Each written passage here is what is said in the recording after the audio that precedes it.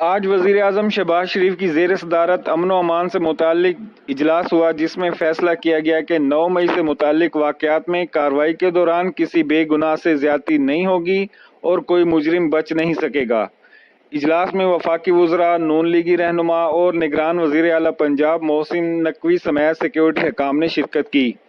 اجلاس میں ملک کی تازہ ترین سیاسی صورتحال، معاشی پالیسی سمیت اہم امور کا جائزہ لیا گیا، جبکہ وزیر اعظم نے لیگل ٹیم سے سپریم کورٹ میں جاری مقدمات سے متعلق تفصیلی مشاورت بھی کی۔